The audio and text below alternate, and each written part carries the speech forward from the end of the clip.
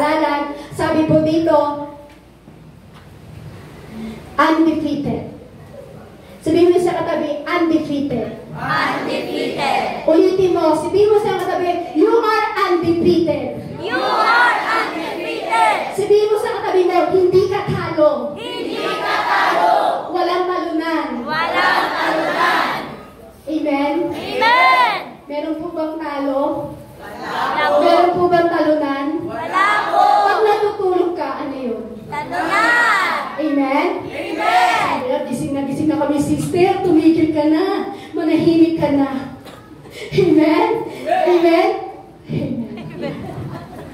Ayan. Ginigising ko lang po kayo para hindi sayang yung mensahe ng ating Panginoong Jesus. Kaya sabi mo rin sa iyong katabi, sabi mo, you are undefeated. You are undefeated. Hindi ka talo, kapatid. Hindi ka talo, kapatid. Hindi ka talunan. Hindi ka talunan. Sino magtataas ang kamay na pag sinabi niyang siya'y talunan? Wala po, di ba? Walang talunan. Amen? Amen. Sino po dito ng yung time na nung bata ka pa, syempre, lagi ka parang undefeated ka. Paano po ba yun? Yung kahit sa anong larangan ng sport, undefeated ka, hindi ka natatalo. Sino po? Yung dating bata pa siya, ngayon pinabata. Maaari po ba itaas ang kamay? Sino po dito yung sa lahat ng larangan ng sport, hindi ka natalo, undefeated ka. Palagi kang panalo. Sino po yung magtataas ng kamay? Wala. Wala po nag-i-sport sa inyo? Wala bang na sumasali sa sport? O naranasan nyo ng matalo? Naranasan matalo. Laging talo? Lagi bang talo? Kumbaga, di ba? Kumbaga sa school, kumbaga wala kang bagsak. Lagi kang may honor. Lagi kang may paranghal. Di ba? Di ba yung ganun sa school? Sino yung laging may honor? Yan. Ibig sabihin yan, undefeated ka. Amen? Hindi ka talo. Amen? Kaya lang, sige na, ang galing-galing mo, ikaw na ang panalo. Amen? Kaya ayaw magtaas, kayo talaga, marunong kayo, ha? Alam nyo na ang gagawin, ha? Siyempre, undefeated tayo, amen? Kasi si Kristo na buhay, namatay para sa atin. Kaya bilang magaling ng Diyos, walang talunan. Amen? Sabi nga, undefeated. Kaya pag sinabi mo na ikaw simula bata, mula doon sa larangan ng pag-sport mo, sa larangan ng pag-aaral mo, hindi ka natalo, sige ikaw na, magaling ka na. Amen? Parang nanahimik sila. Huwag po kayong magalit. Sinasabi ko lang po yung dapat. Amen? Amen. Glory to God po. Amen? Amen. Kasi syempre, walang tao na hindi natalo. Lahat may talo. Amen? Amen? Isa lang ang hindi natalo, si Christ. Amen? Amen po? Sino po dito sa buong buhay niya feeling niya defeated siya? Ay, malamang maraming magtataas na. Yung buong buhay niya, feeling niya defeated siya, buong buhay niya, talunan siya. Wala rin. Ang talino nyo talaga. Walang talunan. Hindi rin natalo. Saan tayo doon? Super peri. Amen? Kung kumbaga sa buong buhay mo, ang feeling mo talaga is defeated ka. Ang kala mo ay talunan ka na. Amen? Pero siguro, marahil siguro, marami sa atin na feeling defeated ka. Sino po dito yun? Marami yan, sabi ni brother. Yung feeling mo, defeated ka pa rin. Defeated mo. Yung feeling mo, defeated ka pa rin. Pero alam niyo po, kahit defeated ka, pinagtagumpayan ka pa rin ng Diyos. Amen? Kahit talunan ka, kahit feeling mo sa buong buhay mo, defeated ka, pinagtagumpayan ka pa rin sa ating Panginoon Jesus. Amen? Amen?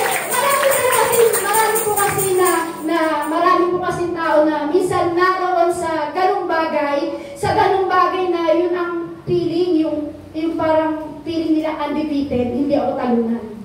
Amen? Marami kasing ganun eh. Kasi ako naranasan ko yun, porque kilala ko ang Diyos. Sinabi ko sa feeling ko, hindi ako defeated, undefeated ako. Amen? Meron po ba magsasabi ng ganun? Oo, alam mo, meron kang Diyos, kiniklaim mo undefeated ka. Sino po nagsasabi na hindi siya defeated? Undefeated siya. Magtatalino talaga kayo. Ayaw nyo talaga.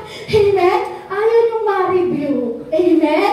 Yan. Pero alam niyo po, sa totoo lang, kung feeling mo undefeated ka sa buong buhay mo, sa totoo lang, defeated ka pa rin. Amen? Why? Kasi wala sa buhay mo si Jesucristo. Kapag sinabi mo undefeated ka, pero wala si Kristo sa buhay mo, ang katotohanan niyan, defeated ka pa rin, kapatid. Amen? Kaya tanong mo yung katabi na, tanongin mo yung katabi, nasa iyo ba si Lord? Nasa iyo ba si Lord? Kasi kapag sa buhay mo wala si Lord, undefeated ka. Amen? Amen. Amen po? Kasi alam niyo po, may isang tao lang naman po kasi na hindi natalo. Hindi siya, si Jesus po, siya yung tao na masasabi natin na kahit kailan hindi natalo. Amen. Si Jesus, yung masasabi natin na undefeated. Amen? Kasi wala siyang talo. Amen? Amen. Naniwala po kayo na talo si Jesus? Hindi po, di ba? Namatay siya at muling nabuhay. Ibig sabihin, alam po natin na iisa lang ang taong nabuhay kahit kailan sasabihin natin, hindi siya naging defeated. Bagkus naging undefeated siya sa buong buhay niya. Amen po? Kahit kailan di siya talo, walang iba kundi ang ating Panginoong Hesus po yan. Amen? Kasi bakit? Sabi nga po dyan, Jesus undefeated. Maaari po ba natin isigaw, Jesus undefeated? Jesus undefeated! Isigaw mo sa iyong katabi, Jesus undefeated. Jesus undefeated! Kaya kahit kailan, hindi talo si Kristo. Bakit? Sabi nga po, the 7 I am statement of Jesus. Yan, nakikita niyo po ba maliit? Ako hindi ko makita eh. Yan. Sabi po ito, the 7 I am statement of Jesus, hindi talaga talunan si Jesus. Jesus is undefeated. Bakit? I am the bread of life. I am the light of the world. I am the door of the sheep. I am the good shepherd. I am the resurrection and the life. I am way, the truth, and the life. Sabi po ito, I am true bride. Ibig sabihin po niyan, lahat ng ilang bagay na yan, yan yung nasa ating Panginoong Hesus. Kaya bakit natin masasabi na defeated si Christ? Si Christ is undefeated. Amen? Kaya sino po dito lahat na alam po natin, alam natin lahat yan. Amen? Na si Kristo yung good shepherd, siya I am the bread of life, siya yung tinapay ng buhay.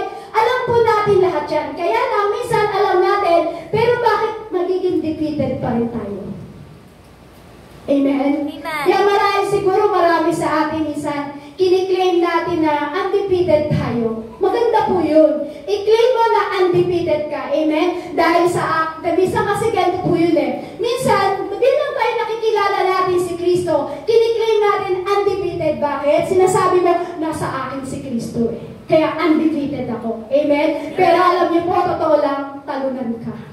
Sabihin mo sa iyong katabi, totoo lang kapatid? Totoo lang, kapatid. Talunan ka. Talunan ka. Lagi kang talo. Lagi kang talo. Amen?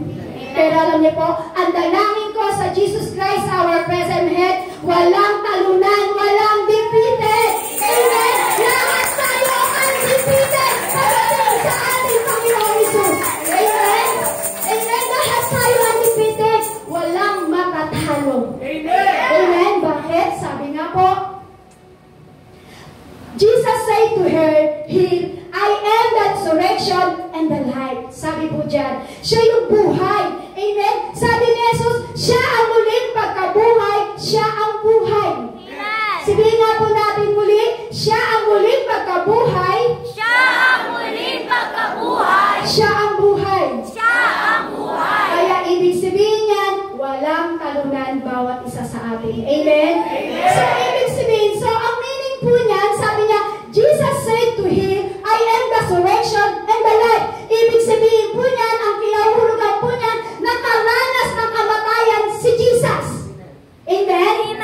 Nakaranas dito si Jesus ng kamatayan. Kaya pero bakit sinabi niya, ako ang buhay at muling pagkabuhay? Amen? So ibig sabihin po niyan, sa ating buhay, ganito po, si Jesus, ang nagkakahulugan po dito, si Jesus, hindi po siya natalo. Amen? Kasi ibig sabihin po niyan, na sinabing Jesus says, I am the resurrection and life, ibig sabihin po yan, si Jesus po ay nakaranas ng kamatayan. Amen? So, sino po dito na noon ay wala ka pa sa Panginoon at alam mong patay ka pa sa ating Panginoong Jesus? Yan, praise God sa mga kamay. Parang nag-iisip sila, uulitin ko po. Sabi po dyan, Jesus said, "Here I am the resurrection and life." Yan, kasi maraming iba. Gumagano, kaya ulitin ko para maintindihan. Amen? So, ibig sabihin, nang sinabi ni Jesus Christ yan, ibig sabihin si Jesus nakaranas ng kamatayan. Amen? Amen? So, ngayon, ang tanong ko po dito, sino noon nang wala pa sa Panginoon, alam niyang patay pa siya pagdating sa ating Panginoong Jesus? Ayan, naintindihan niyo kanina, sabi, kitang-kita ko. Amen? So, ibig sabihin niya, yung time na wala ka sa Panginoong Jesus, yung time na alam mong patay ka pa sa ating Panginoong Jesus, ang ibig sabihin niya, patay pa ang relasyon mo sa ating Panginoong Jesus. Amen? Amen? Ibig sabihin, patay pa yung pagkakilala mo sa ating Panginoong Jesus. Amen? Pero sabi ng ating Panginoong Jesus, sabi ng ating Panginoong Jesus, resurrection. Siya ang buhay. Alam mo na dati patay ka dahil wala ka pa sa Diyos. Amen? Pero dahil sabi niya, I am the resurrection of life. Ibig sabihin, dating patay ka, pero nakilala mo sa Jesus, muli kang nabuhay. Amen? Naintindihan na po. Amen? Sabi kasi kanina, ibig sabihin, naranasan ni Jesus ang kamatayan. Amen po? Amen? Kaya ibig sabihin, nung naranasan ni Jesus ang kamatayan, ibig sabihin niya, upang ikaw at ako ay magkaroon ng panibagong buhay. Kasi hindi namatay si Kristo, wala kang bagong buhay. Amen? Kaya sabi ng Lord, I am the resurrection and life. Ibig sabihin, ako, ikaw, upang lahat tayo ay magkaroon ng bagong buhay pagdating sa ating Panginoon Jesus. Amen? Panibagong pagkakataon pagdating sa Lord. Amen? Kaya sino po dito magkaroon ng panibagong pagkakataon sa Lord? Ako, tataas ang kamay ko. Kasi dati akong namatay. Namatay din ako. Amen? Na muling binuhay ng ating Panginoong Jesus. Amen? Kasi sabi ko nga po, Lord is undefeated. Amen. Kaya hindi ka talunan, kapatid. Amen? Marami po siguro sa buhay po natin, lagi natin sinasabi, defeated tayo. Pero tanda mo, kapatid, may nabuhay para sa'yo. May namatay para sa'yo. Amen? Kaya ako sisibihin, lagi na lang akong talunan. Lagi na lang akong defeated. Amen? Amen po? Kasi alam po minsan, nanakawan tayo ng oras. Nananakawan tayo ng oras mismo sa Diyos. Marahil siguro nawala na ng ating pananampalataya. Kaya sinasabi natin, defeated ako, talunan ako. Siguro marahil nanakaw yung oras mo pagdating sa Panginoon. Ibig sabihin yun, defeated ka na yung kapatid. Amen? So, ibig sabihin po, sa paligid po natin, marami tayong naririnig. Defeated, talunan, di ba? Kahit lumabas ka nga lang dyan, marinig mo lang yung kwentuhan ng ibang tao, masasabi nila, defeated ako, amen? Pero alam niyo po, marahil po minsan naranasan po natin minsan nawalan tayo ng pananampalataya sa Diyos. Kaya masasabi mo na, defeated ka. Lahat naman po tayo naranasan natin minsan nawala ang pananampalataya natin sa ating Panginoong Hesus. Sino po dito nagsasabi na naranasan niya minsan nawala yung pananampalataya niya sa Diyos? Ay, ilan lang. Ibig sabihin, yung iba, buhay na buhay pagdating sa Panginoong Hesus. Amen? Lahat po tayo naranasan natin yan. Amen? Minsan, nawala yung oras natin, nawala yung pananampalataya natin sa Panginoon, namatay yung relasyon natin pagdating sa Panginoong Hesus. Pero sabi ng Lord, I am the resurrection of life. Namatay ako at muli akong bumuhay para sa inyo. Amen? Amen po? Ibig sabihin po yan kasi, meron po kasing ang ibig sabihin po kasi neto, meron pong namatay para sa atin. Amen? May namatay at nabuhay para po sa atin. So ngayon, ang pag-uusapan po natin ay yung tatlong bagay na, pasimula pa lang ito, mamaya pa tayo alas 8. Yeah. Sabi po dito, 3 things about death. Yeah. Sabi po dito, sa number 1, death seems unstoppable. Sabi po dyan, hindi po natin mapipigilan talaga ang kamatayan. Amen? Darating at darating ang panahon, yung katabi mo, ikaw, ako, lahat tayo, ay darating ang kamatayan natin lahat. Amen? Amen po? Ibig sabihin po yan, ang definition po ng ating kamatayan, yung definition po ng ating kamatayan lahat, ay yung isang nakakalungkot na dumating tayo sa bagay na yun. Amen po? Yung parang bang wala ka ng pag-asa. Amen? Pero sabi po sa Hebreo chapter 9 verse 27, itinakda sa mga tao na minsan lamang mamatay at pagkatapos ang paghuhukom. Sayang po, sabi po sa Hebreo chapter 9 verse 27. So, ibig sabihin, gusto ng ating Panginoong Hesus sa Jesus Christ our present help, undefeated lahat. Sabi nga po, itinakda sa mga tao na minsan lamang mamatay at pagkatapos ay paghuhukom. Ibig sabihin, ang gusto ng ating Panginoong Hesus sa Jesus Christ our present help, undefeated lahat. Saan niyo po gusto? Undefeated o defeated? Undefeated. Kasi bakit? Ayaw ng Lord na talunan ka muli. Amen? Ayaw ng Lord na marami ka nang natalo. Ayaw ng Lord na marami ka nang natutunan tapos defeated ka pa rin. Ayaw ng Lord John. Amen? Amen po? Kaya marami po siguro na minsan marami tayong narinig na lesson, marami tayong narinig na preaching, na nakabuhay sa ating espiritu. Amen? Pero alam niyo po, after po yun na ma-revive ang espiritu mo, tanong ka pa rin ulit. Meron po bang nakaranas nun? Yung parang itong buong service na ito, buhay na buhay yung espiritu mo. Buhay na buhay ka. Pero pagdating sa tahanan mo, defeated ka na. Talunan ka na ulit. Sino po dito yun? Ako, tataas ang kamay ko. Hindi ko sinabing lagi akong malakas. Ba't sabi lang? Para sila may mga kulay. Amen? Yan. Yan.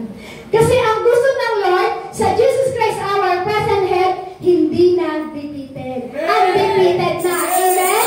Amen? So, ang sabihin, nililiman tayo ng Diyos. Amen? Be undefeated, kapatid. Nililiman ka ng Diyos. Kasi si Jesus undefeated eh. Kaya dapat nililiman tayo ng Diyos, undefeated pa rin tayo. Amen?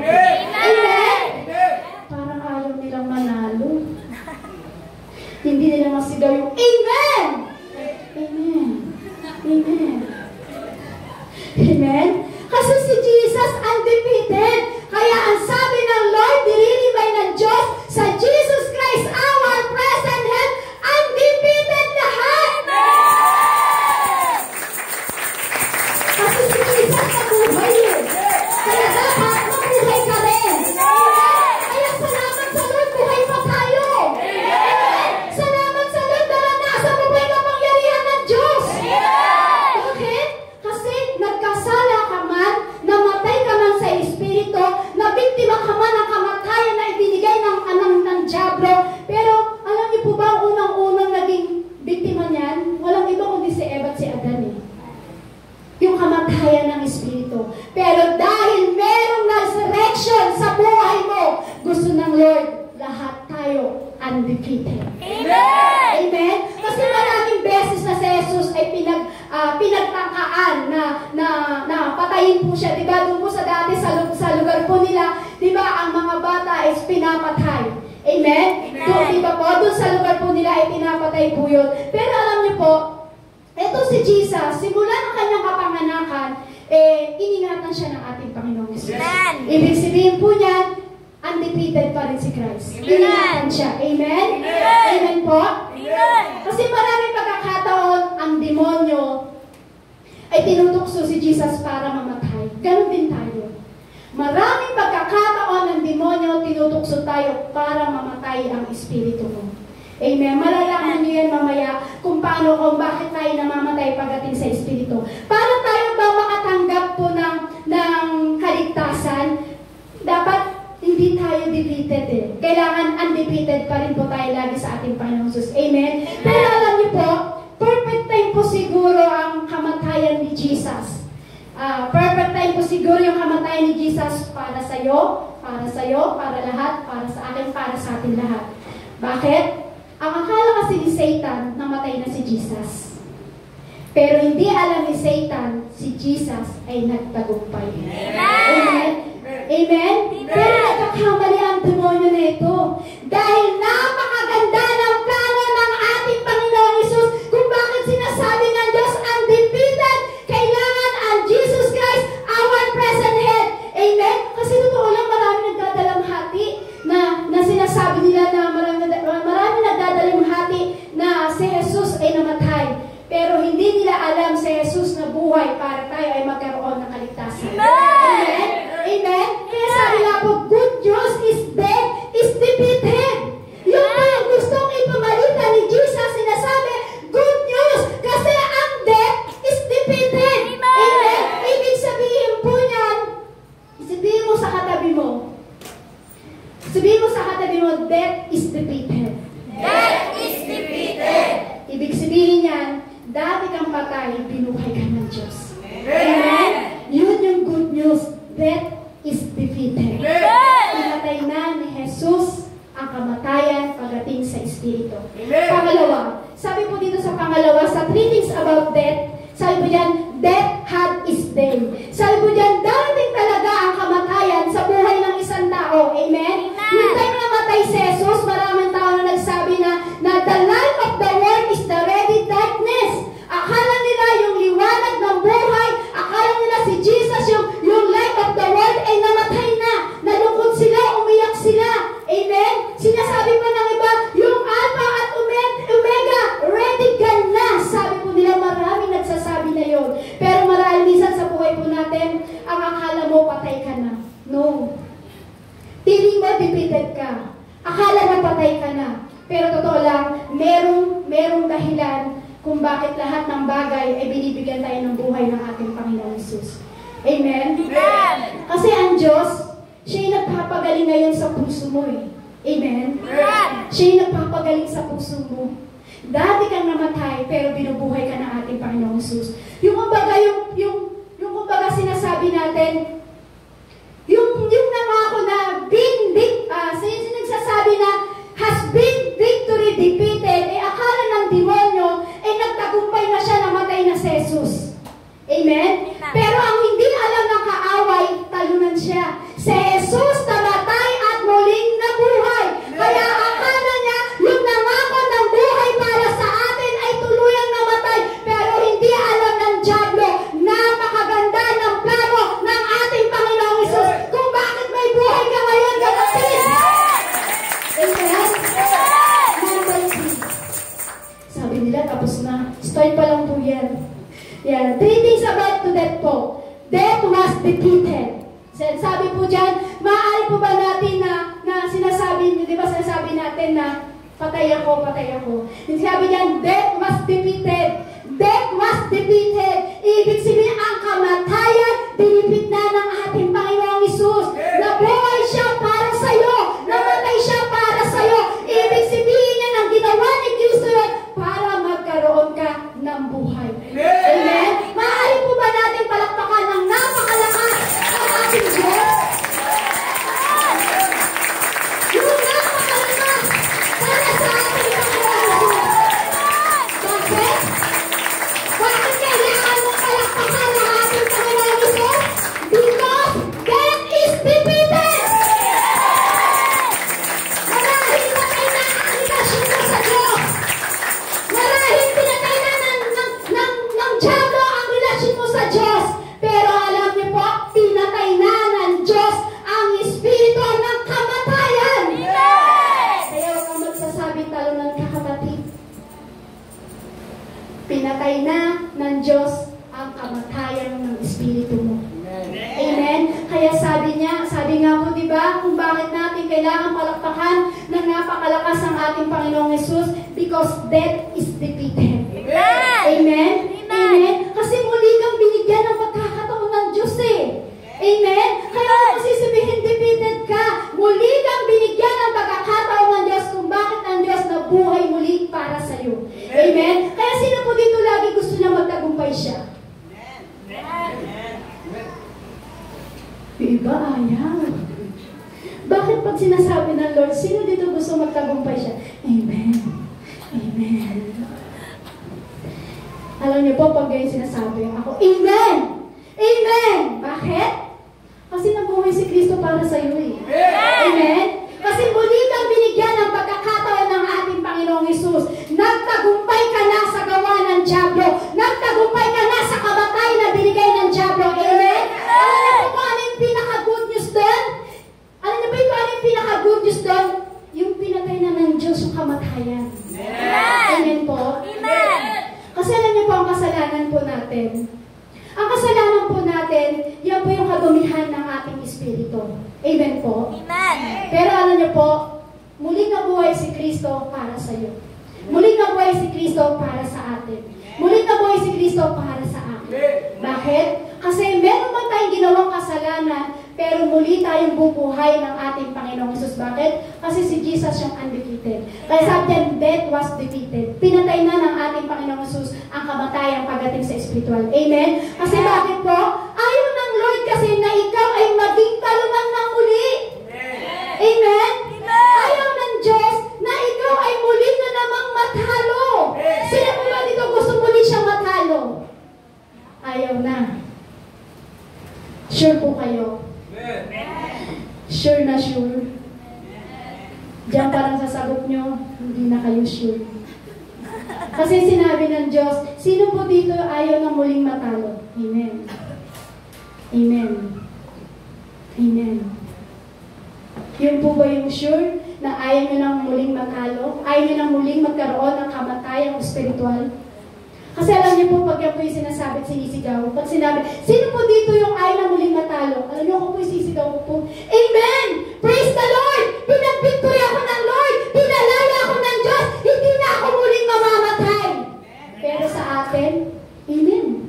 Amen! Amen! Kayo rin, nag-remind ng Lord po sa atin. Amen? Amen! Kasi bakit po, ayaw ng Lord na ikaw ay maging talunan na naman. Ayaw ni Lord na lahat ng binuhay niya ay muling matalo. Amen! Lahat ng binigyan ng buhay ng Diyos ay na muling matalo na naman. Amen? Kailangan kasi i-claim mo na i-claim mo you are undefeated. Huwag mong i-claim na defeated ka. Kailangan dahil ikaw ayaw ng Diyos na muli kang matalo, ayaw ng Diyos na muli kang mamatay, dapat kini-claim mo, I am undefeated. Amen! Amen? Hindi pa rin po ako convinced yan sa sinasabi yung Amen. Hindi kasi ganyan yung binigyan ng buhay ng Diyos eh. Ibig sabihin niya, sa salita pa lang, defeated ka na. Amen? Kasi alam niyo po, kailangan po natin i-claim na sa ating buhay, you are undefeated. Kasi bakit po? Naglilingkod ka na sa Diyos eh.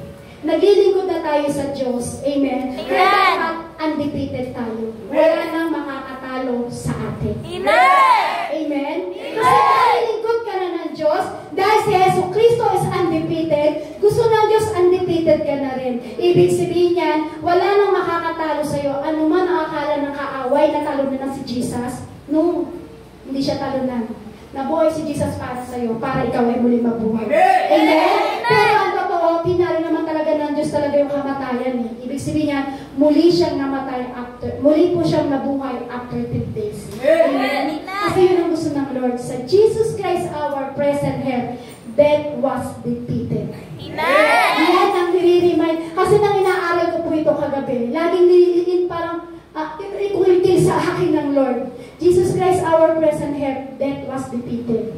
Sabi ko, Lord, ano ibig sabihin nito, Lord? Ibigay mo sa akin ko, ano ibig sabihin nito, Lord? Sabi ko, ano ibig sabihin mo, Lord, na death was defeated? Sabi ko, ano po yun, Lord? Alam ko, Lord, parang ginagawa sabi ko, alam ko po, Lord, namatay po ako, Lord.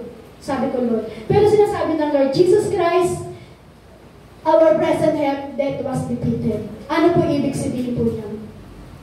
Ayaw ng muli ng Diyos, yung dating binuhay niya, na dating binigyan niya ng buhay pagdating sa Kanya, ayaw niya muling mamatay. Amen! Bakit? Sa Jesus Christ, our present help, death was defeated. Dapat ganyan na tayo.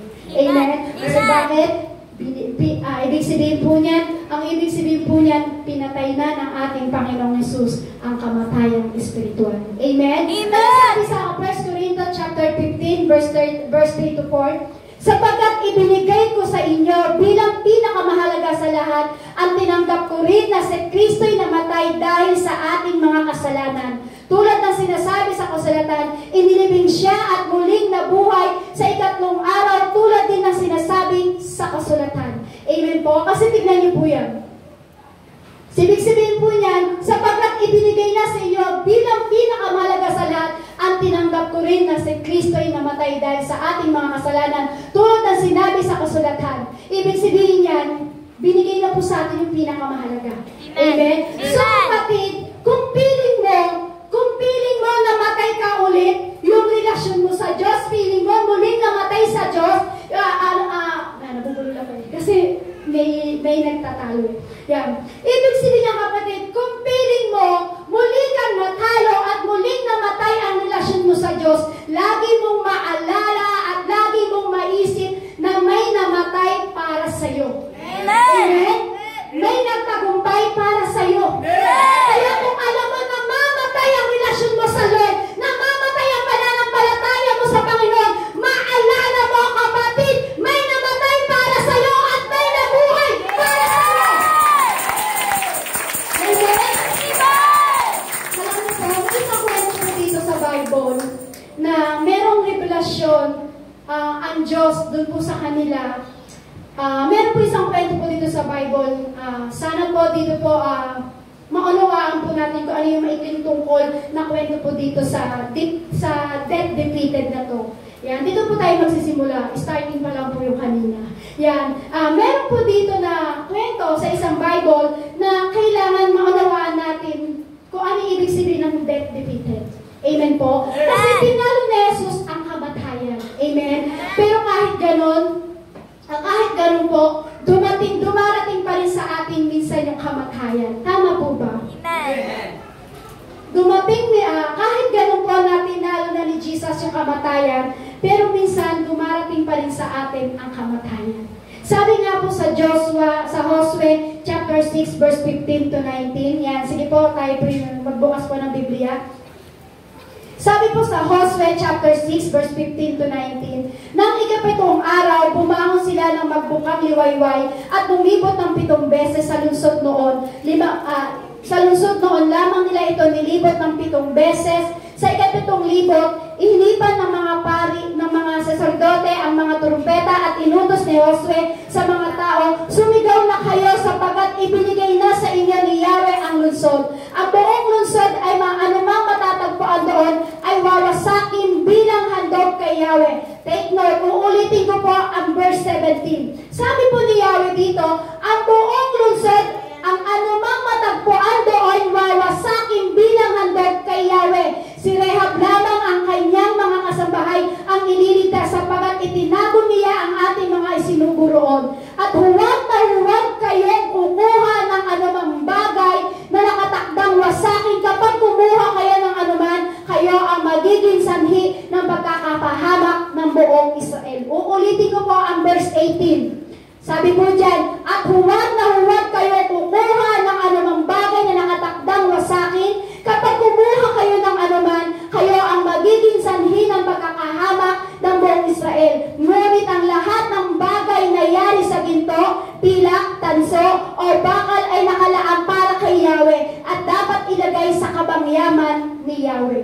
So ito po yung time na inikutan po nila Josue yung wall of Jericho. Yan, paikli na lang po natin yung kwento. Ito po kasi yung time na inikutan po nila Josue yung wall of Jericho. Meron pong bilin kasi si Yahweh dito sa kanila na sabi po dyan na bilin po sa kanila ni Yahweh na huwag kayong kukuha. Yan, mababasa niyo po sa 18. Yan, tagang niread ko po yan para makita nyo. Ang bilin po kasi ni Yahweh sa kanila, noong time na iniikutan po nila yung wall of Jericho, ang bilin po sa kanila, huwag kayong kukuha. So, ibig sabihin, ito yung time na bumaksak yung wall of Jericho, ito po yung time na nagsikawan sila. Kasi, ginawa nila, inutos ni Yahweh pagdating sa ikapitong beses, ay sumigaw lamang sila at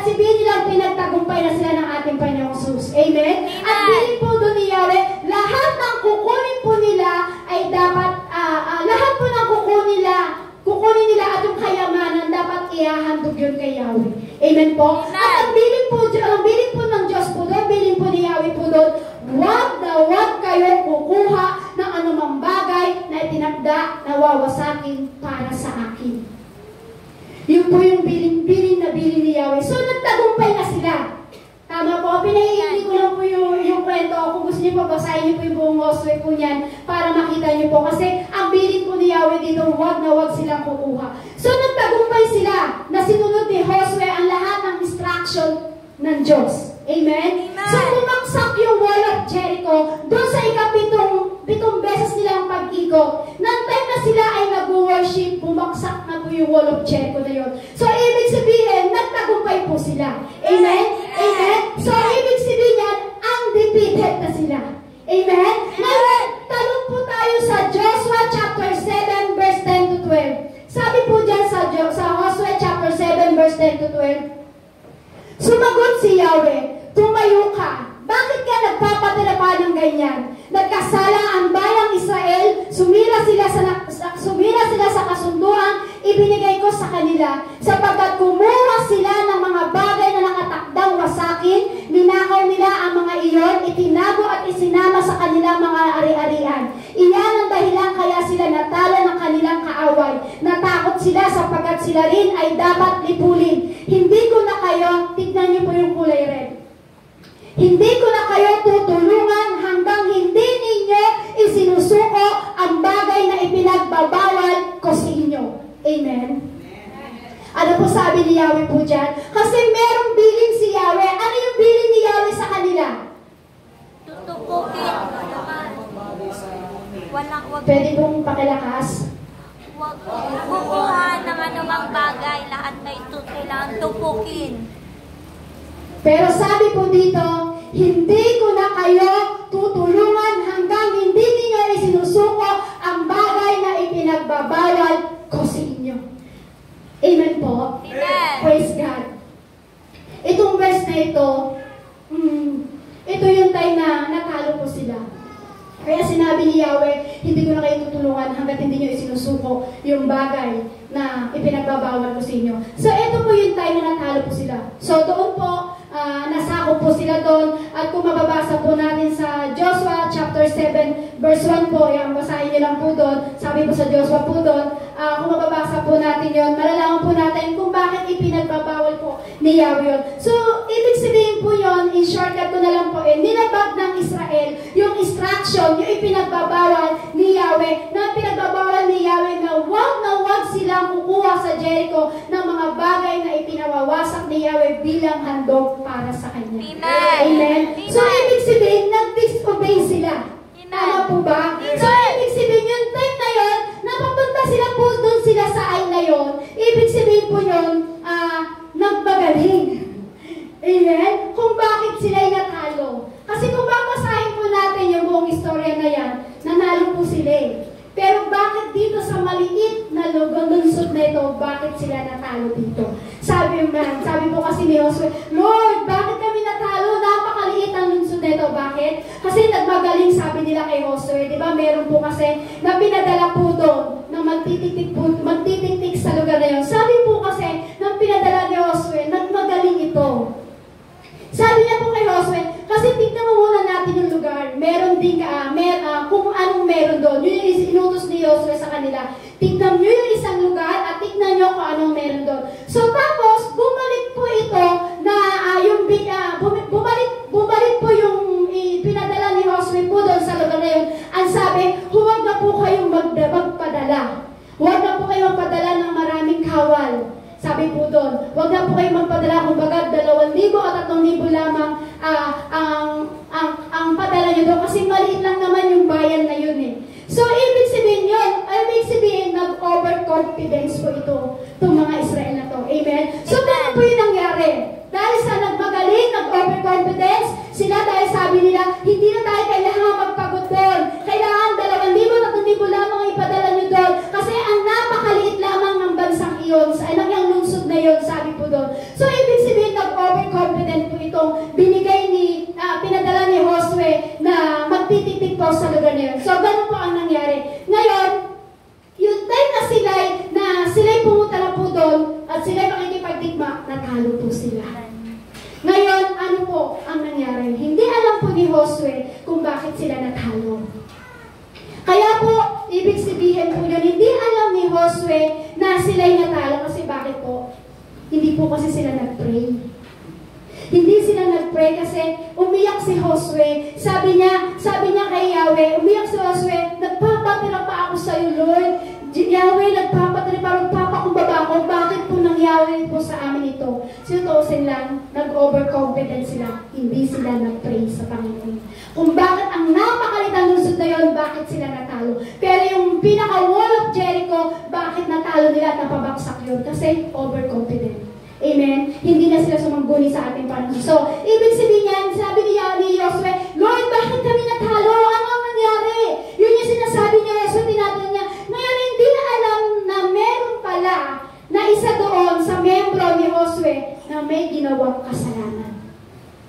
Ngayon, ang sabi ng Diyos sa kanila, sabi ni Yahweh sa kanila, hindi ko na kayo tutulungan. Yan po yung sinabi po yun. Sabi niya, hindi ko na kayo tutulungan hanggat hindi nyo isinusuko ang lahat ng bagay na ipinagbabawal ko sa inyo. So minsan, sa buhay po natin bilang Kristiyano, kaya po tayo patuloy na nagiging defeated kasi marami tayong mga bagay na ninanakaw sa Diyos na hindi pa natin isinusuko sa ating Panginoong Hesus. Naintindihan po? Amen. Bilang minsan buhay, bilang tayo minsan nabubuhay bilang Kristiyano, kaya po tayo patuloy nagiging defeated kasi marami tayong bagay na ninanakaw sa Diyos na hindi pa natin isinusuko. Minsan di lang natin alam, minsan di nga lang natin alam minsan hindi kasi sabi po dito sa kwento, hindi alam ni Josue na merong isa sa kasamahan niya na gumawa ng kasalanan. Minsan di rin alam ng pastor natin na meron tayong ginagawang kasalanan. Amen? Kasi hindi rin alam ni Josue. Kung mismo si Josue kasama niya sa mandirigma, sa digmaan yun, hindi niya alam, wag mo pa kaya ang pastor natin alam kaya kung ano ang ginagawa natin kasalanan. Amen? So, ibig sabihin yun, ikaw at ako ang nakakaalam lang ng mga bagay na ginagawa mong kasalanan. Amen? So, dumarating sa punto na ang buhay po natin, minsan nagtatanong tayo sa Diyos, Lord, bakit hanggang ngayon, Lord, defeated pa rin ako? Lord, bakit hanggang ngayon, gento pa rin ako? Kasi ang totoo, meron kang ginawang mali. Amen po? Amen. Ibig sabihin, you disobey. Kung bakit minsan tinatanong mo sa Lord, bakit nangyari to, Lord? Bakit ganito pa rin, Lord? Dependent pa rin ako. Kasi bakit you disobey? Amen? Nag-disobey ka sa God eh. Katulad nila, nag-disobey sila sa God. Kaya sabi na Yahweh, hindi ko na kayo tutulungan hanggat hindi nyo ipisinusuko lahat ang ipinagbabawal ko sa inyo. Amen? So, ibig sabihin, nag-disobey ka sa God. Tapos tatanungin mo ang ating Panginoong Hesus, Lord, bakit defeated pa rin ako? Nag-disobey ka sa God eh. Tapos ngayon, tatanungin mo ang Diyos, Lord, bakit ako defeated pa rin? So, dapat bilang anak ng Diyos, dapat matutunan mong sumunod para sa Kanya. Amen. Amen? Amen. Amen?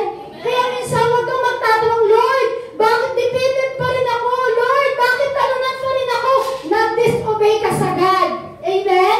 Kaya huwag mong tatanungin ng Lord, bakit ka patalunan? Ngayon, dito natin malalaman 4 reasons kung bakit tayo patuloy na nagiging defeated pagdating sa Panginoon. Sabi po sa number 1, 4 reasons why we remain defeated. Sabi po sa number 1, disobedience. Amen? Kaya sabi po dito sa, sabi po dyan, di ba, disobedience. Sabi niyan, 4 reasons why I remain defeated. Ano ba yung apat na dahilan na ba kung bakit patuloy ka pa rin nagiging defeated? Number 1, nag-disobedience ka pagdating sa Lord. Sabihin mo sa katabi mo, disobedience. Disobedience. Very basic po, di ba? Very basic, pero tamang-tama. Amen? Kahit ako, tamang-tama kagabi. Amen? Kaya pala patuloy tayo nagiging defeated. Yan, unang-una, number 1, disobedience tayo pagdating sa Lord. Amen? Very basic. Amen?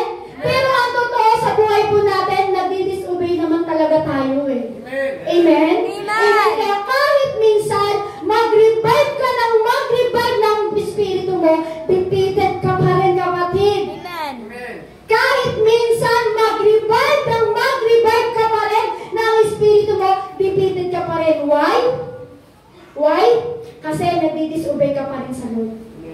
Amen? Kaya sabi nga po sa Joshua chapter 7 verse 1, ngunit nilabag ng Israel ang utos ni Yahweh na huwag kukuha sa Jericho ng mga bagay na ipinawasak ni Yahweh. Bilang handog sa kanya, si Akan na anak ni Carmi, apo ni Sabdi at apo sa tuhod ni Sera, mula sa lipi ni Huda, ay kumuha ng ilang bagay na ipinagbabawal, kunin kaya't nagalit sa kanila si Yahweh. Ibig sabihin, dahil sa kasalanan ni Akan, kaya nadamay ang buong Israel. Amen. Grabe po, no? Grabe po, no? Lahat ng Israel nadamay. Dahil lamang sa kasalanan ni Akan. Ano po ba yung pinagbabawal ni Yahweh? Na nilabag ni Akan. Kumuha po siya ng mga bagay na ipinagbabawal po ng ating Diyos. Amen? Grabe po, kasi niyo po, yung Israel nadamay lahat. Dahil lang po doon sa kasalanan ni Akan, pati ang kanyang pamilya nadamay. Dahil doon po sa ninakaw ni Akan. Kasi sa buhay po natin, pag tayo may ginawang kasalanan, nag-disobey tayo sa Panginoon, damay pati pamilya mo. Uulitin ko po. Kapag nag-disobey ka, nag-disobedience ka pagdating sa Lord, kung ano yung pagiging disobedience mo sa Lord, damay pati ang pamilya mo. Katulad ni Akan. Si Akan, nadamay ang pamilya niya, nadamay ang buong pamilya niya dahil nag-disobedience siya pagdating kay Yahweh. Amen. Uulitin ko po, dahil sa kasalanan na ginawa mo, damay pati ang pamilya mo. Amen. Kasi nag-disobedient ka eh. Amen? Nag-disobedience ka sa Panginoon, kaya ngayon pati ang kasalanan mo, pati ang pamilya mo, pati buong pamilya mo, damay yan. Amen? Kasi nag-disobey tayo sa Lord. Amen po? Amen. So, ibig sabihin, pag tayo po nag-disobedience, ang ibig sabihin po niyan, pinakadahilan po ng Israel kung bakit po sila hindi nagtagumpay, dahil po yun sa kasalanan ni Akan. Amen? So, ibig sabihin, maliit man o malaki man ang pagiging disobedience mo pagdating sa ating Panginoong Hesus, magiging dahilan niyan kung bakit ikaw ay nagiging pipitin. Hindi ka magtatagumpay. Maliit man o malaki man ang pag-disobedience mo sa Lord, hindi ka magtatagumpay, kapatid. Damay pati ang pamilya mo. Kaya sabihin mo sa katabi mo, maging sensitive ka. Maging sensitive ka. Saan? Sa ipinagbabawal ni Yahweh. Amen? Huwag kang maging sensitive kapag ikaw ay tinutuwid. Amen? Maging sensitive ka sa ipinagbabawal ni Yahweh. Kasi, pag hindi ka naging sensitive sa ipinagbabawal ni Yahweh, kung ano ang ginawa mo, damay ang pamilya mo. Amen. Hindi ko po sinabi po yan. Sinabi po yan sa Biblia. Basahin niyo po yung Joshua chapter 7 verse 1 po. Kung ano yung kasalanan ginawa ni Akan, yun po ang naging dahilan kung bakit natalo ang buong Israel at kung bakit pati ang pamilya niya ay nadamay. Kasi bakit? Nag-disobedience po siya pagdating sa ating Panginoon. Amen? Kaya nga po sabi sa Joshua chapter 7 verse 21, sa mga bagay na nasamsam ko sa Jericho, may nakita akong isang mamahaling balabal na yari sa Babylonia. Halos 8 librang pilak at isang baretang ginto na mahigit pa 2 libra. Kinuha ko ang mga iyon at ibinaon sa lupa sa loob ng aking tolda na sa kailaliman ang pilak, sabi po dito. So ito po yung time na tinanong si Akan. Tinanong po si Akan na kung ano ang nangyari. Tinanong siya ni Josue, ano ang nangyari? Bakit mo kinuha? Yun po yung time na tinatanong po si Akan. So sabi sa kanya ni Josue, bakit ka nagnakaw? Sabi po sa kanya ni Josue, grabe po no, si Akan, kabiling-biling ni Yahweh, wag kang kukuha. Pero bakit nagnakaw to si Akan? Grabe po no, binili ni Yahweh pero nagnakaw pa rin po siya. Dahil lang sa sariling pagnanasa ni Akan, dahil lang sa gusto niyang magkaroon ng kayamanan, minsan ganun po tayo, minsan iniisip natin yung ating sarili lamang. Kaya ka na minsan nagiging disobedience pagdating sa Panginoon, minsan ang iniisip mo lang ang sarili mo. Amen? Wala kang pakialam. Wala kang pakialam kahit sa pamilya mo, wala kang pakialam kahit sino madamay. Ang hala mo walang nakakakita, pero meron na nakakakita sa mga bagay na ginagawa mo pagiging disobedience pagdating sa Lord. Amen? Pero bakit ka nagiging defeated pa rin? Bakit nagiging defeated ka? Kasi sa tingin mo, material na bagay lang naman. Sa tingin kasi ni Akan, material na bagay lang yun. Pero hindi attention. Amen? Nagiging dependent ka kapag sa tingin mo lamang sa mga bagay, lamang sa pansarili mo. Kapag tinignan mo lamang sa pansarili mo, hindi mo alam na depleted ka. Amen? Kaya sabihin mo sa katabi mo, huwag kang makasarili. Huwag kang makasarili. Gising pa ba? Gising pa ba? Hindi. Tignan nyo. Hindi ko sinabi sabihin nyo. Amen? Ay, thank you, Lord. Praise God. Amen? Kaya sabihin mo sa iyong katabi, muli, huwag kang makasarili. Huwag kang makasarili. Kasi alam niyo po, ang pinakamalaking ginawang kasalanan ni Akan, yung nagnakaw siya sa harapan ng Diyos. Amen? Kaya sabihin mo sa katabi mo, ninakawan niya si Lord. Ninakawan niya si Lord. Grabe si Akan, no? Ninakawan niya si Lord. Yun ang sabihin niyo sa katabi niyo. Sabihin niyo, grabe si Akan, no? Ninakawan niya si Lord. Grabe si Akan, ninakawan niya si Lord. Amen? O, tama na yung ngiti. Lahat sila mamingiti. Amen. Buhay na buhay sila, Lord. Praise God. Amen? Ulitin mo rin sa iyong katabi, huwag kang maging makasarili. Huwag kang maging makasarili. Grabe si Akan, no? Ninakawan niya si Lord. Ulitin mo sa katabi mo. Okay. Ulitin mo. Sabihin mo sa katabi mo. Grabe. Ay, sabihin mo. Ayan. Sabihin mo, huwag kang maging makasarili. Huwag kang maging makasarili. Grabe si Akan, no? Grabe si Akan, no? Ninakawan niya si Lord. Ninakawan niya si Lord. Hindi lang nag-disobey si Akan, ninakawan niya pa ang Diyos. Grabe, no? Amen. Hindi lang nag-disobey si Akan, ninakawan niya pa ang Diyos. Amen. Amen? Amen. Pwede rin yun sa buhay mo, kapatid. Pwede rin mangyari yun sa buhay mo. Nag-disobey ka na, ninakawan mo pa si Lord. Kala niyo si Akan lang. Maging tayo. Nag-disobey na tayo sa Lord, pero hindi natin alam, ninanakawan pa natin ang Diyos. Gusto niyo po example? Go daw. Yan. Siyempre, kailangan natin sabihin kasi ito yung tinuro ng Lord eh. Kaya sabihin mo ulit sa iyong katabi, huwag kang maging makasarili. Huwag kang maging makasarili. Grabe si Akan, no? Ninakawan niya pa si Lord. Grabe si Akan, no? Ninakawan niya pa si Lord. Hindi lang siya nag-disobedience, ninakawan niya pa si Lord. Hindi lang siya nag-disobedience, ninakawan niya pa si Lord. Maging tayo ganun, kapatid. Huwag na, akin na yun, huwag niya na sabihin. Ako na lang. Di ba? Maging tayo sa buhay natin. Hindi lang tayo nagiging disobedient sa Lord, ninanakawan pa natin ang ating Panginoong Hesus. Sample? Amen? Ano pa yung example dito? Minsan sa tithes and offering, ninanakawan pa natin ang Diyos sa pool. Aray. Alam niyo po, minsan ganun tayo. Minsan nag-disobedience sa tayo sa Lord, pero minsan, maging sa tithes and offering, ninanakawan pa natin Lord, kaya hanggang ngayon, defeated ka pa rin. Amen. Amen? Dahil sa pagkukuha mo ng hindi tama pagdating sa Panginoon, dahil sa tithes and offering na yan na ninanakaw natin sa ating Panginoon Jesus, kung bakit hanggang ngayon, defeated pa rin tayo. Amen? Kasi bigay sa finances mo, kung bakit ka nagiging defeated, kasi hanggang ngayon, nagnanakaw pa rin tayo sa Lord. Napakasakit pakinggan. Pero ito ang katotohanan. Amen. Hindi lang kayo ang tinatamaan. Maging ako.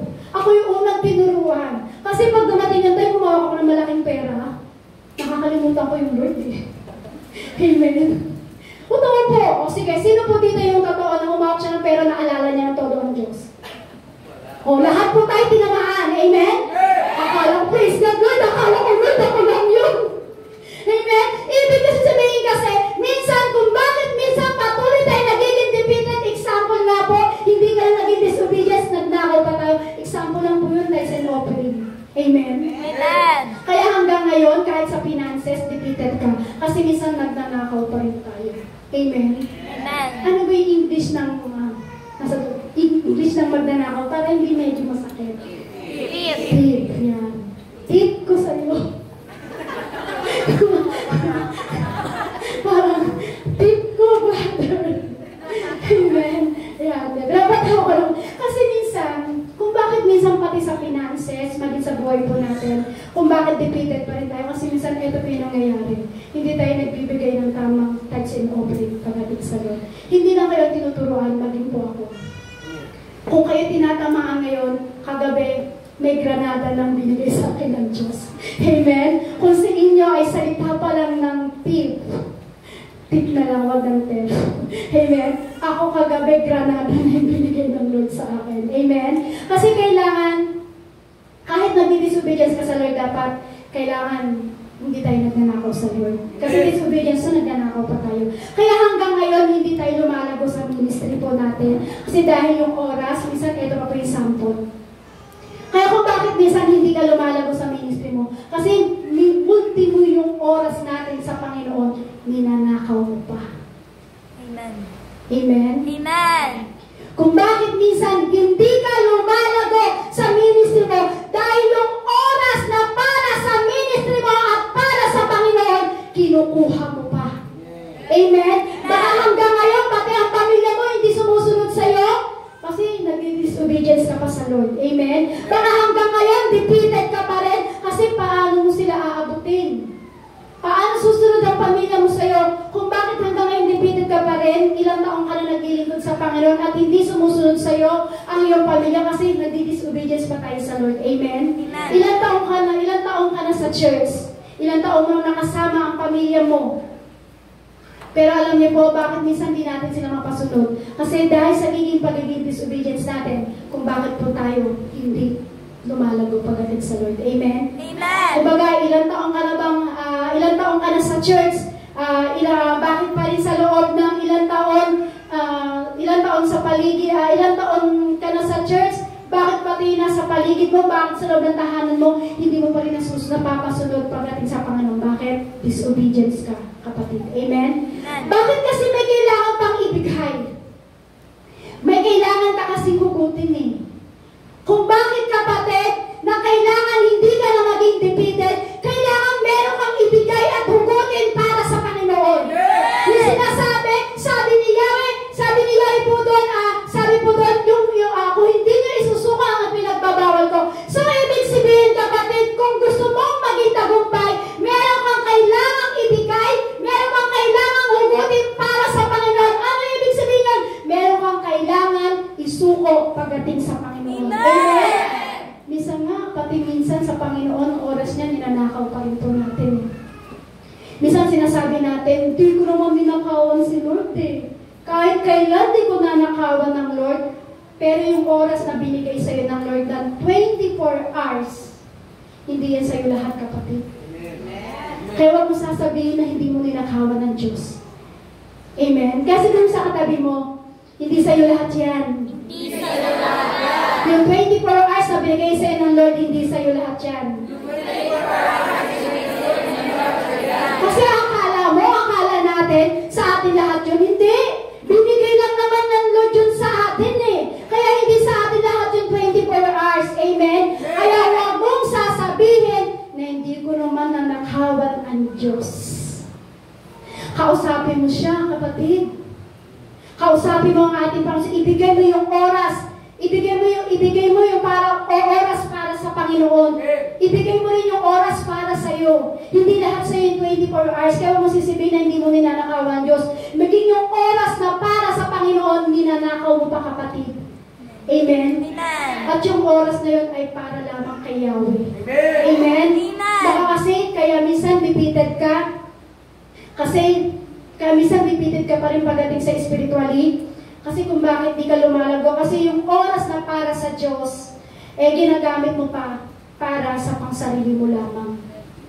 Amen. Number 2 po. 4 reasons why we remain defeated. Yung una po, dahil sa sobra nilang disobedience. Pangalawa, self-confidence. Sabi po dyan, dahil kaya po sila defeated pa rin, patuloy pa rin sila nagiging defeated, kasi minsan, number 2, sabi po dyan, self-confidence. Minsan, ang dami tayo mong pinakikinggan na preaching, marami kang mga bagay na naririnig, pero bakit minsan defeated ka pa rin? Kasi minsan, overconfidence tayo. Sabi mo sa iyong katabi, huwag kang overconfidence. Huwag kang overconfidence. Minsan sinasabi mo sa sarili mo, kaya ko to, matalino ako, graduate kaya ako, kayang masyadong overconfidence. Amen? Amen? Amen po? Parang wala nang makasagot ha. Amen po? Kaya sabihin mo sa iyong katabi ulit, kapatid, huwag kang overconfidence. Kapatid, huwag kang overconfidence. Kahit matalino ka, huwag kang overconfidence. Amen? Amen. Amen? Kung bakit minsan walang power yung ating mga ginagawa pagdating sa Panginoon, kasi overconfidence tayo. Amen? Kaya sabi nga po sa Joshua chapter 7 verse 2 to 3, samantalang nagsugo si Joshua ng ilang tao buhat sa Jericho upang lihim na magmanman sa lungsod ng Ai na nasa silangan ng Bethel at malapit sa Bet-Aben. Pagbalik nila ay sinabi nila kay Josue, hindi na po kailangan pumaroon ng lahat, magpadala lamang kayo ng mga 2,000 hanggang 3,000 mandirigma upang sumalakay sa lungsod ng Ai. Kung bakit sila natalo? Dahil naging masyado silang overconfident. Huwag ninyong pagurin ang lahat sapagkat maliit lang ang lungsod na iyon. Pinsan sa totoo lang po sa ating buhay, di ba? After victory, di ba nagtagumpay ka? Nagtagumpay tayo o sila, di ba? Dumating yung time na sila na nanalo, nag-victory sila sa Wall of Jericho. Kaya lang yung next battle nila, naging overconfident sila. Amen? Yung next battle nila, naging overconfident sila. Kaya ngayon, kung bakit yung maliit na lungsod na yun, bakit natalo sila? Kasi minsan, sa overconfident. Amen? Kaya sabi ni Josue, huwag na natin silang pagurin. Sabi nila kay Josue, huwag na natin silang pagurin. Kasi maliit lang naman yung lungsod na yun. Minsan, overconfident tayo. Tama po ba? Minsan sinasabi natin, kaya ko to. Kaya ko to. Kaya sabihin mo rin sa iyong katabi, huwag kang overconfident. Huwag kang overconfident. Huwag kang masyadong overconfident. Huwag kang masyadong Amen? overconfident. Huwag kang masyadong makampante, kapatid. Kaya alam niyo po, dapat hindi tayo masyadong makampante na kaya mo ang lahat. Huwag kang maging overconfident na kahit matalino ka, kahit ikaw pa yung pinakamayanan sa mundong ito, ikaw pa yung anak ni Duterte, huwag kang maging overconfident. Amen? Hindi mo kaya ang lahat. Kaya ng Lord lahat sa buhay mo. Hindi mo kaya ang lahat. Kaya ng Lord lahat sa buhay mo. Sabi po dito, our confidence is the Lord, be strong in the Lord, and mighty in His power. Hindi mo kaya, pero kaya ng kapangyarihan na Diyos sa buhay mo. Ano ang dahilan kung bakit nagiging defeated ka pa rin? Kasi minsan, overconfident ka, kapatid. Uulitin ko po. Ano ang dahilan kung bakit minsan nagiging patuloy ka pa rin defeated? Kasi minsan, overconfidence ka. Amen? Amen. Naiintindihan naman ako ni Lord. Maiintindihan ako ni Lord, di ako pababayaan ng Lord. Alam naman ng Lord kung ano yung pinagdadaanan ko, di naman ako pababayaan ng Lord. Overconfident ka, kapatid. Hindi mo na ako pupunta ng church, hindi mo na ako aatin ng mga bagay na gawain sa church, mauunawaan naman ako ng Lord. Overconfident ka, kapatid. Amen. Kahabagan naman ako ng Lord, hindi naman ako palurusahan ng Lord. Overconfident ka, kapatid. Paano kung dumating yung time na wala na ang kahabagan ng Lord sa'yo, kapatid? Overconfident ka pa rin ba? Amen? Paano kung dumating yung time na wala rin kahabagan ng Lord sa atin? Magiging overconfident pa rin po ba tayo? Kaya sabihin mo sa katabi mo, huwag ka masyadong magpa-overconfident. Huwag ka masyadong magpa-overconfident. Kailangan natin magbantay. Amen? Kasi kailangan mo magpaka-sensitibo. Kasi kahit gaano kalalim ang nalalaman mo at naiintindihan mo sa salita ng ating Panginoon Jesus, kahit kapisado mo mula Genesis hanggang Pahayag, huwag ka maging overconfident, kapatid. Amen? Amen po? Kasi kahit anong lalim ang pagkakaalam mo sa salita ng Diyos, huwag ka masyadong mayabang sa sarili mo. Amen? Sabihin mo, hindi ako mayabang. Hindi ako mayabang. Kasi minsan, sa sobrang yabang natin sa sarili natin, kung bakit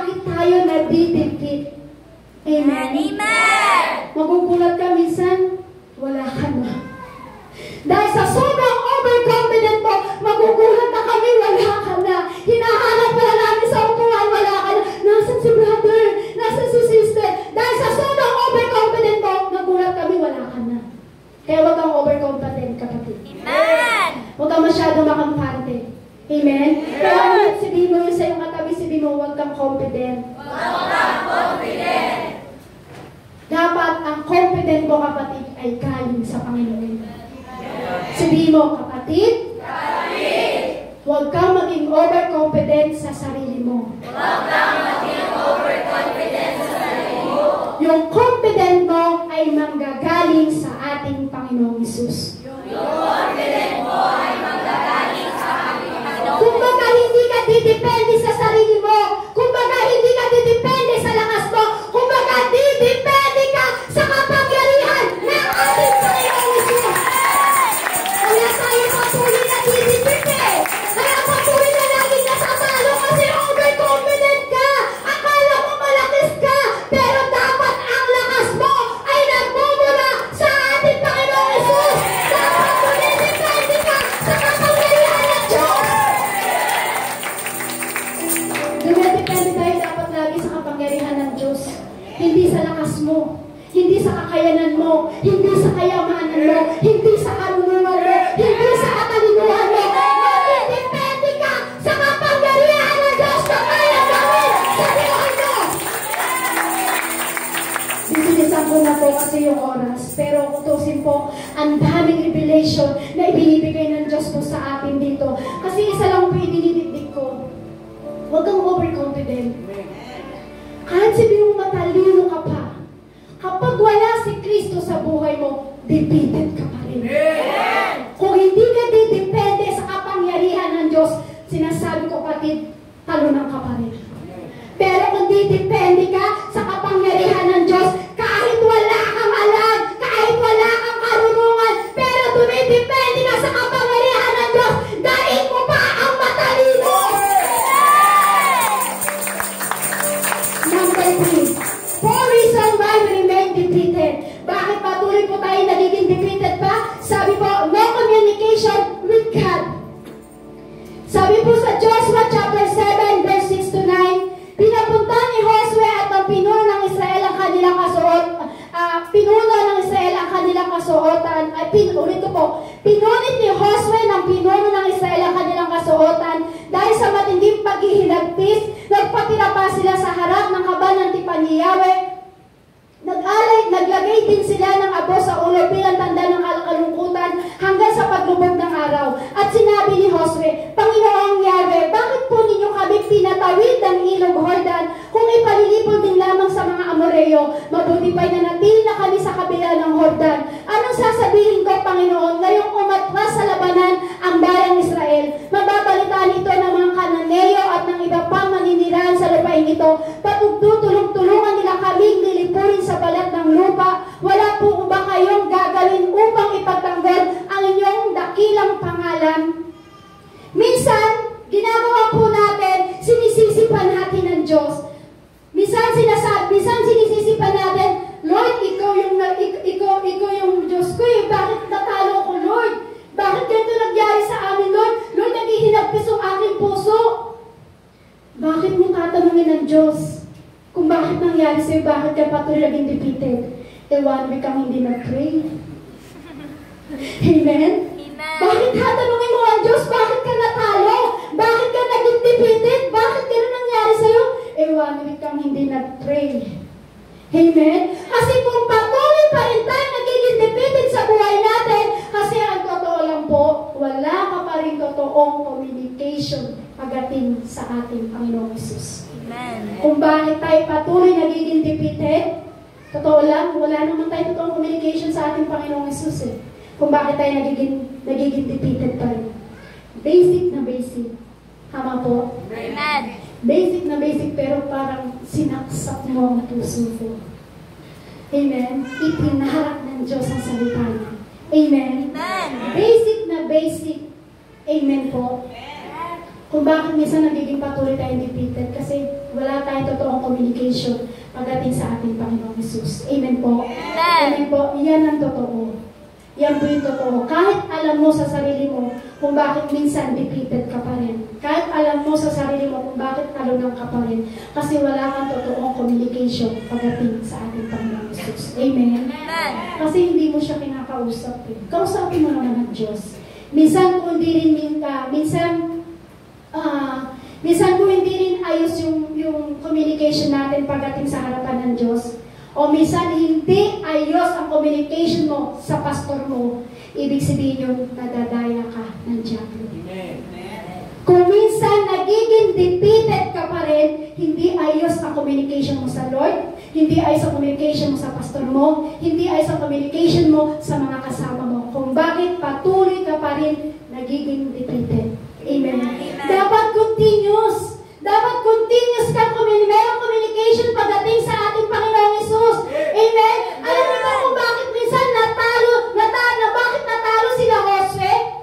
Kasi pumunta sila sa lungsod ng Ai, hindi sila nagkaroon ng communication pagdating sa Lord. Yun yung sinasabi kanina, naging overconfident sila. Sabi nila, huwag na kayo magpadala ng mga maraming kawal doon. Kayang-kaya na natin yun. Kasi mali lang yung lungsod na yun. Dahil sa overconfident nila, dahil sa walang communication sa Lord, hindi sila nag-pray sa Lord. Kaya yung maliit na lungsod na yun, natalo sila.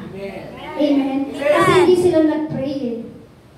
Kung bakit minsan, patuloy kang nagiging defeated kasi hindi ka nag-pray sa Lord. Dapat continuous communication tayo pagdating sa Lord. Amen? Dapat, you have to pray before the battle. Dapat, bago ka pumunta sa labanan, dapat nag-pray ka, may communication ka pagdating sa ating Panginoon Hesus. Amen? Bago ka sumunod sa labanan, kailangan may communication ka sa Lord. Amen? Pero bakit tatanungin mo si Lord kung bakit ganun ang nangyari? Bakit tatanungin mo ang Diyos? Bakit defeated ka pa rin? Eh, hindi mo alam ang instruction na ibinigay ng Diyos sa'yo. Amen? Kung bakit minsan defeated ka pa rin, hindi mo alam kung ano yung instruction na ibigay ng Lord sa'yo. Okay lang po, medyo extend lang po tayo sandali ng oras. Kasi mahaba po talaga siya. Pero kailangan ko po ipaliwanag kasi hindi ko siya pwedeng talunan. Hindi po natin maintindihan kung ano yung mensahe ng Lord. Okay lang po. Amen! Hanggang 9:30 po tayo. Joke lang po. Yan. Sige, tuloy po natin para mabilis. Yan. Kasi tingnan niyo po dapat continuous pa rin po ang communication natin pagdating sa ating Panginoong Hesus. Kung bakit sila Josue natalo kasi hindi sila nag-pray, hindi sila nagkaroon ng communication pagdating sa Panginoon. Kasi bakit po? Pumunta sila sa labanan na wala silang prayer sa Panginoon at wala silang communication sa Lord. Kaya dapat alam mo kung anong instruction sa iyo ng Lord para hindi ka maging patuloy na defeated pagdating sa gawa ng kaaway. Amen? Kasi ginawa po nila, nagdesisyon sila kaagad eh. Pinapunta nila lahat ng mga kawal nila doon, yung 2,000, 3,000, hindi sila nag-pray at hindi sila nagkaroon ng communication pagdating sa Panginoon. Kaya, bakit mo tatanungin ng Lord? Bakit nangyari sa iyo? Galing ba kay Lord yun, yung instruction na sinabi na, huwag na kayo magpapunta ng mga kawal doon. Di ba hindi po galing kay Lord yun? Hindi galing sa Diyos yun, kundi galing sa tao yun. Amen? Napansin niyo po, di ba, hindi po sila nag-pray kasi biglang pinapunta puro ni Josue. Yan, basta basahin niyo na lang po kasi pero napakaganda po talaga ng story nito na talagang tatama sa buhay po natin. Kaya sabi po ni Josue, bakit nangyari? Kasi yun nga po, hindi sila gano'n ng communication pagdating sa Lord. Eh wala naman kasing malinaw na instruction ng Diyos sa kanila. Bakit sila pumunta kaagad sa battle na yun? Amen? Walang malinaw na instruction si Yahweh sa kanila. Bakit sila pumunta kaagad sa lungsod na yun? Kaya kung bakit natalo sila.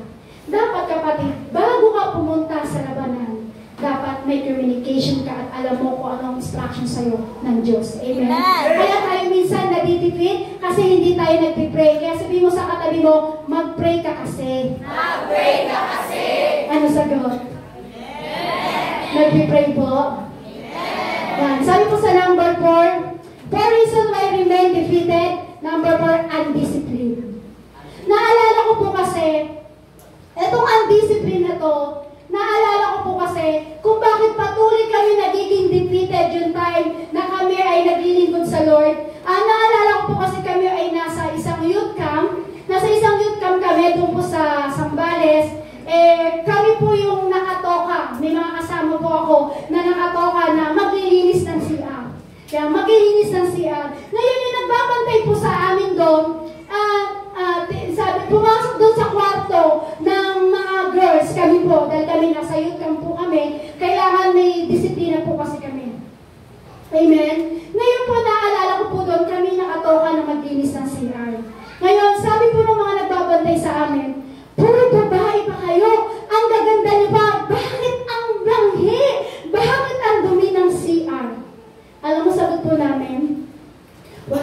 kasing map eh. Wala kasing pamunas. Ngayon, dahil gusto ng mga nagbabantay sa amin, ay kami ay matuto maging disiplina. Anong po sabi sa amin? Gawan nyo ng paraan yan. Basta linisin nyo yan. Kailangan maging disiplinado kayo. Kababain nyo to, ang gaganda nyo, ang gulo-gulo ng kama nyo, ang gaganda-ganda nyo, ang dumi-dumi ng CR nyo. Kailangan, sabi namin po doon ng nagbabantay sa amin, gawan nyo ng paraan yan. Isa lang ang may kasalanan, pero lahat kami nadamay. Ilan po kami sa kwarto? Siguro mga 15 or 18 kasi ano po yun sa kwarto. Isa lang, dalawa lang po ang nakatoka doon para mabilis ang CR. Pero bakit kami lahat nadamay? Alam niyo po, para magkaroon kami ng disiplina, nag-isip po kami ng isang bagay. Dahil walang pamunas, sabi ng tagapagturo sa amin, maging disiplinado kayo. Gawan nyo ng paraan yan. Ginawa namin kung ano yung pinaka-paborito naming damit. Yun yung ginawa namin pamunas sa CR. Nagulat kayo, no? Kung ano yung pinaka-paborito naming damit na talagang pamporma namin. Dahil gusto namin maging disiplinado sa Lord, ginawa namin pamunas sa CR yun. Bakit? Gusto namin maging disiplinado. Amen? Amen. Minsan sabi pa nga sa amin po doon, ang gaganda nyo, ang kikinis ng balat nyo, ang gaganda nyo para artistahin, pero bakit ang kakalat ng kama nyo? Ikupin nyo yan! Alam niyo po, wala kaming ginawa kundi gawin lahat ng inutos na nagtuturo sa amin kasi bakit? Ayaw namin maging undisciplined. Amen? Yun po yung ginawa po namin para maging disiplina. Lahat ng paborito namin damit, yun yung ginawa namin pamunas pa sa CR para kami po ay maging disiplinado. Bakit? Ayaw namin maging defeated muna. Amen po? Simpleng instruction na dapat kaya natin gawin. Amen? Alam niyo po ibig sabihin na may paraan? Wala tayong disiplina. May paraan, pero minsan, hindi ka gumagawa ng paraan. Ibig sabihin, wala kang disiplina. Kung hindi namin ginawa na gawin pamunas yung paborito namin damit, ibig sabihin, undisciplined kami. Amen? Minsan nga, bato-bato sa langit ang tamaan. Praise God. Minsan nga, naglinis po kami ng upuan dito nila, Pastor. Paghawak namin ng upuan, ay, may chiclet. Sabi ko, Lord, kung sino man po, Lord, na undisciplined, Lord, ikaw ang magpaturo sa taong ito, magturo sa taong ito. Bilang tayo pinaglilingkod sa Lord, dapat disiplinado po tayo. Amen? Minsan, sabi nga po dyan sa picture, sabi minsan ng nanay mo, cellphone ka pa ng cellphone, gabi na, matulog ka na! Undisciplined, nagpuyat. Minsan, sabi na, ano ba ginagawa mo? Natutulog ka. Diba? Minsan ganito po yan eh. Kung bakit tayo minsan nagiging undisciplined, pinagbabawalan ka na mag-cellphone. Huwag ka na mag-cellphone. May prayer bukas. Huwag ka na magpuyat. Pero nagpuyat ka pa rin. Undisciplined ka pa rin, kapatid. Sabi ng nanay mo, huwag ka na magpuyat. Huwag ka nang magpuyat. Pero ginawa mo nagpuyat ka, nakatulog ka dun sa bagay na ginagawa mo. Kapatid, undisciplined ka pa rin. Amen? Amen. Amen? Amen po? Amen. Kasi bilang isang Kristiyano, dapat natututo tayo maging disiplinado. Amen po? Amen. Amen? Para hindi madamay ang lahat. Amen? Hindi madamay ang pamilya mo. Kasi katulad ni Akan, pati ang kanyang pamilya, pinatay ni Yahweh, nadamay. Bakit? Dahil kasi si Akan hindi naging disiplinado eh. Yung instruction ni Yahweh sa kanya, hindi niya nasunod. Amen? Kaya sino po dito gusto undefeated po siya? So, ibig sabihin, katulad tayo ni Jesus na kahit tuksohin ng kaaway, hindi tayo magiging defeated. Hindi tayo talo.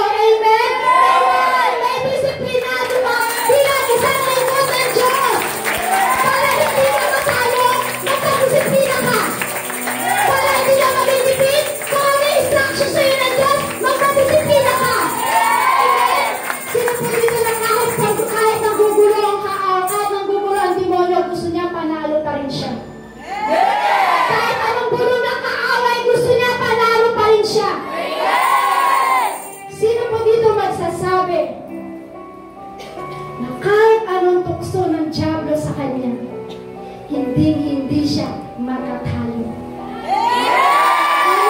Bakit? Dapat manatili hanggang dulo ang apoy mo sa dating sa Panginoon. Bakit? Kasi undefeated ka. Dapat lagi nagtitipid ang maaway sa'yo. Dapat disiplinado ka. Amen? Kahit anong sinabi ng diablo, magpuyat ka. Dahil anak ka ng Diyos, magpadisiplina ka, kapatid. Joshua chapter 7 verse 24 to 25. Dinalahan ni Josue ng buong bayan si Akan, gayon din ang pilak at damit ng barang ginto sa libis ng kaguluhan. Isinama rin nila ang kanyang asawa, mga anak, mga baka, kabayo at tupa, tolda at lahat niyang ari-arian. At sinabi ni Josue, bakit mo kami pinahamak? Ikaw naman ngayon ang ipapahamak ni Yahweh at pinagbabato ang buong bayan, si Akan at ang buo niyang sambahayan. Grabe po, no? Buong kasalanan ni Akan, buong pamilya, buong sabayan niya ay nadamay po. Sabayan hanggang mamatay, sinunod silang lahat kasama ang kanilang ari-arian. Grabe po, di ba? Dahil sa kasalanan ni Akan, di siya naging disiplinado sa ating Diyos. Kung bakit buong pamilya niya ay nadamay. Kasi sabi po dito, kapag tayo ay bumabalik sa Panginoon, ang ating pagkatalo ay maaaring mapalitan ng tagumpay. Sino po dito ang nagtagumpay na? Sino po dito lahat na sino po dito na nagtagumpay na siya sa gawa ng diablo? So, ibig sabihin, sa lahat ng defeated, pag bumabalik ka sa harapan ng Diyos, bibigyan ka niya muli ng tagumpay. Pag ikaw pala ay patuloy naging defeated, pero bumalik ka sa harapan ng Diyos, maaaring palitan muli ng tagumpay ng Diyos. Amen? Awit 139:23-24. O Diyos, ako'y siyasatin, alamin ang aking isip, subukin mo ako ngayon kung ano ang aking nais, kung ako ay hindi tapat, ito'y iyong mababatid sa buhay na walang hanggan, samahan mo at ihatid. Lagi po tayo dapat nagpapasiyasat sa ating Panginoong Hesus. Kasi gusto natin undefeated tayo sa ating buhay. Amen? Huwag na huwag kang magiging disobey pagdating sa harapan ng ating Panginoong Hesus. Huwag na huwag kang masyado magiging overconfidence sa harapan ng ating Panginoong Hesus. Higit sa lahat, huwag na huwag kang magiging undisciplined sa harapan ng Diyos. Amen? Amen? Dapat lagi tayo nakikipag-usap sa Diyos. Kailangan sasabihin, Lord, search me. Lord, search me. Ayoko nang muling ma-defeat, Lord. Gusto ko undefeated na ang aking buhay. Kaya dapat lagi mong sinasabi, lakasan niyo po at basahin niyo. I am undefeated! I-claim mo na lang, kapatid! Bakit? Bakit kailangan nyo i-claim? Kasi sabi po dito, death has been defeated! Death has been defeated! Tapos na ang buhay natin! Wala na tayong talo at kamatayan! Why? Si Jesus ay nagtagumpay na! Sabi niya, death has been defeated! Wala ko ng talo! Ito ang talo sa buhay! Why? Si Jesus nagtagumpay na mamatid! Death is turned into victory. Death, where is your victory? Death, where is your sting? Sino po dito yung dating patay, pero binuhay siya at nagtagumpay muli dahil sa kapangyarihan ng Diyos? Dating kang patay, pero binuhay ka ng Diyos.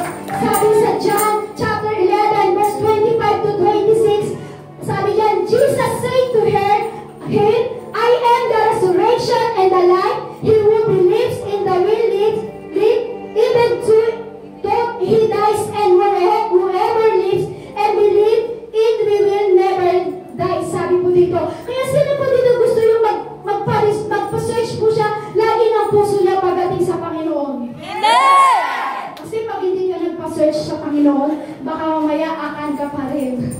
Baka mamaya akan ka pa rin, kaya nadadamay pati ang pamilya mo. Sabi po dito, you are undefeated if you are walking in Christ. Tayo daw pala walang talo kapag tayo ay lumalakad kay Jesucristo. Lalakad tayo!